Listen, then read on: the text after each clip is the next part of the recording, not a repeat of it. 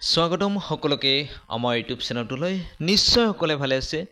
ডিইৰ ফালৰ পৰা যেহেতু কালি প্ৰভিজনাল মেৰিট লিষ্ট LP স্কুল আৰু UP স্কুলৰ যিসকল সিটেড প্ৰাৰ্থী আছিলে আৰু যিসকলে কোৰ্ট কেছ কৰিছিলে, যিটো এডভাৰটাইজমেণ্ট 11 ছেপ্টেম্বৰ 2020 আছিলে, আৰু যিসকলৰ প্ৰাৰ্থীৰ নামটো আহিলে এতিয়া তেওঁলোকে কি কৰিব আৰু ডিইৰ LP UPৰ 5550টা পদতো তেওঁলোকে ইয়াতে এপ্লাই কৰিছিলে আৰু তেওঁলোকে আমাক প্ৰশ্ন কৰিছিলে মেছেজ দি যে তেওঁলোকৰ যিসকলে সিটেটৰ কোৰ্ট কেছ কৰিছিলে তেওঁলোকৰ তাত ভেৰিফিকেশ্যনৰ নামটো আহিছিলে আৰু যিহেতু 5550টা পদত এপ্লাই কৰিছে আৰু তেওঁলোকৰ সিটেট দি বা আসাম টেট তাৰ পিছত দি তেওঁলোকৰ মাৰ্কটো ইনক্ৰিজ হৈছিলে আৰু তেওঁলোকে বহুতে ভেৰিফিকেশ্যনত যাব বিচৰা নাছিলে, কিন্তু তাৰে বহুত কেণ্ডিডেট গৈছিল আৰু হয়তো বহুতে চাকৰিও পাইছে। তে যিসকল প্ৰাৰ্থী গৈছিলে, যিসকলৰ ডকুমেণ্ট ভেৰিফিকেশ্যন হৈ গৈছে, তেওঁলোকৰ যেহেতু নামটো আহিলে তেওঁলোকে এতিয়া কি কৰিব? যেহেতু আপোনালোকে আজি 5 বছৰ অপেক্ষা কৰাৰ পিছতে আপোনালোকৰ প্ৰভিজনাল মেৰিট লিষ্টত নামটো আহিলে আৰু এটা চাকৰি পাব লাগিলে আজিকালি কিমান কষ্ট কৰিব লাগে আপোনালোক সকলোৱে জানে। সেয়েহে তেওঁলোকে এতিয়া কি কৰিব?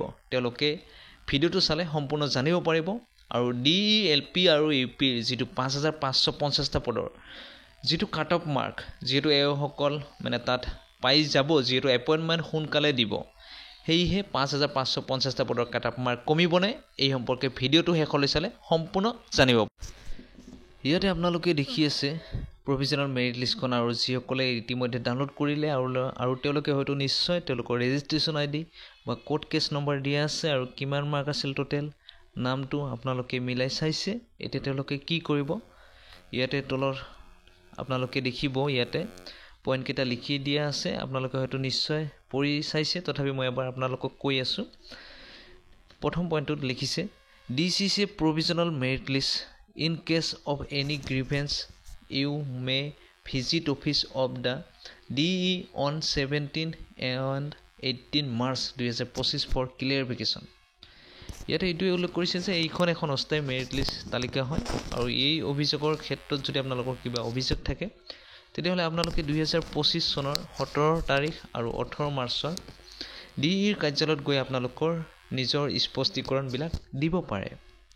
2 নম্বৰ পইণ্টত এইটোৱে কৈছে any claim for appointment to the post of teacher on the basis of appearance of name in provisional merit list will not be entertained. তাৰমানে এইটোৱে কৈছে যে এইখন এখন অস্থায়ী মেধা তালিকা হয়, এইখন নাম থকাৰ ভিত্তিতে যদি আপোনালোকে শিক্ষক নিযুক্তি পদৰ বাবে আপোনালোকে দাবী কৰে তেতিয়াহ'লে আপোনালোকৰ দাবীটো মানে গ্ৰহণ কৰা নহ'ব। যিহেতু প্ৰভিজনাল মেৰিট লিষ্ট হয়, ফাইনেল লিষ্ট এখন আহিব আপোনালোকৰ। ইয়াতে দেখিছে আপোনালোকে 3 নম্বৰটোত appointment letter will be issued only the candidate whose name appear in the final list, মানে ফাইনেল চিলেক্ট লিষ্ট। যিসকলৰ ফাইনেল চিলেক্ট লিষ্টত মানে নামটো আহিব তেওঁলোককে নিযুক্তি পত্ৰ প্ৰদান কৰা হ'ব, এইদৰে ইয়াতে উল্লেখ আছে। 4 নম্বৰ অপশ্যনটোত এইটোৱে লিখিছে আপোনালোকৰ the candidature will be cancel forthwith if any kind of fraudulence discrepancy regarding any information document provide by candidate is establish by the competent authority at any point of time during the entire recruitment process. মানে ইয়াতে এইটোৱে উল্লেখ কৰিছে প্ৰাৰ্থীসকলে প্ৰদান কৰা যদি কোনো তথ্য নথি পত্ৰবিলাকৰ ক্ষেত্ৰত যদি সেইবিলাক যদি মানে মিল দেখা নাযায় বা অমিল হয় বা ডুপ্লিকেট চাৰ্টিফিকেটো যদি প্ৰভাইড কৰিছে তেতিয়াহ'লে তেওঁলোকৰ কিন্তু ডিইৰ কৰ্তৃপক্ষই কিন্তু তেওঁলোকক প্ৰাৰ্থীটোৰ পৰা তৎক্ষণাত বাতিল কৰি দিব আৰু তেওঁলোকে চাকৰিটোৰ পৰা ৰিজেক্ট হৈ যাব। সেয়েহে আপোনালোকে এই পইণ্টকেইটা ভালদৰে পঢ়ি চাব আৰু যিসকলৰ প্ৰভিজনাল মেৰিট লিষ্টত নামটো আহিলে তেওঁলোকৰ নিশ্চয় ফাইনেল লিষ্টতো নামটো আহিব আৰু তেওঁলোকৰ অতি সোনকালে এপইণ্টমেণ্টবিলাকো আপোনালোকক প্ৰভাইড কৰিব। আৰু মই ভাবোঁ আপোনালোকৰ এপইণ্টমেণ্ট লেটাৰবিলাকো আপোনালোকক সোনকালে দিব, হয়তো এপ্ৰিল মাহৰ শেষৰ ফালে, হয়তো আপোনালোকক মে' মাহৰ প্ৰথম সপ্তাহত আপোনালোকক এপইণ্টমেণ্ট লেটাৰবিলাক দি দিব। আৰু যিহেতু আপোনালোকে এটা চাকৰিৰ বাবে 5 বছৰ ধৰি আপোনালোকে অপেক্ষা কৰিলে, কোৰ্ট কেছ কৰিলে আৰু ইমান কষ্টৰ ফলতে এটা চাকৰি পাবলৈ আপোনালোকে সমৰ্থ হ'ব, সেয়েহে আপোনালোকে নিজেই বুজি পায় যে এটা চাকৰি পাব গ'লে কিমান কষ্ট আজিৰ দিনত, সেয়ে আপোনালোকে নিশ্চয় জইন কৰি ল'ব। যিহেতু আগতে আপোনালোকৰ এপইণ্টমেণ্টবিলাক দিব আৰু বহুত কেণ্ডিডেটে ইয়াতে আপাৰ প্ৰাইমাৰী স্কুলত তেওঁলোকৰ নামটো আহিছে আৰু তেওঁলোকে নিশ্চয় আপাৰ প্ৰাইমাৰী স্কুলত যেতিয়া চাকৰিটোত জইন হ'ব তেতিয়া আৰু তেওঁলোকে 5,550টা পদৰ পৰা মানে একেটা ছেম পদতে তেওঁলোকে আৰু চাকৰি ল'ব নোৱাৰে আৰু ডিৰ ফালৰ পৰা তেওঁলোকক হয়তো উইথড্ৰ কৰি দিব বা কেঞ্চেল নিজে নিজে কৰি দিব। সেয়েহে 5,550টা পদত যিসকলে আশা কৰি আছিলে কম মাৰ্ক আছিলে এতিয়া তেওঁলোকৰ নামটো অহাৰ সম্ভাৱনা আছে, কিয়নো আপোনালোকে ইয়াতে দেখি আছে যিখন প্ৰভিজনেল মেৰিট লিষ্ট কালি প্ৰকাশ কৰিলে তাত আপাৰ প্ৰাইমাৰী স্কুলত টোটেল কেণ্ডিডেট আপোনালোকে দেখি আছে 121জন। ঠিক সেইদৰে LP স্কুলৰ টোটেল কেণ্ডিডেট আছিলে 63জন, টোটেল 184জন কেণ্ডিডেট। এইসকলে যিহেতু আগতে প্ৰভিজনেল মেৰিট লিষ্ট আৰু ফাইনেল লিষ্টটো প্ৰকাশ কৰিব আৰু তেওঁলোকে চাকৰিটোত জইনো হ'ব, সেয়েহে 5,550টা পদতো এইসকল কেণ্ডিডেটে মানে এপ্লাই কৰিছিলে আৰু তেওঁলোকে আছাম টেট হওক বা CTET দি মাৰ্ক ইনক্ৰিজ কৰি তেওঁলোকে কিন্তু এপ্লাই কৰিছিলে আৰু যিহেতু আমাক কমেণ্ট কৰি জনাইছিলে যে তেওঁলোকে 5,550টা পদতো এপ্লাই কৰিছিলে। তে 184জন কেণ্ডিডেট আপোনালোকে ইয়াতে দেখি আছে এওঁলোকৰ ভাল মাৰ্ক আছিলে, এওঁলোকৰ কিন্তু 5,550টা পদতো নামটো আহিলে হয়।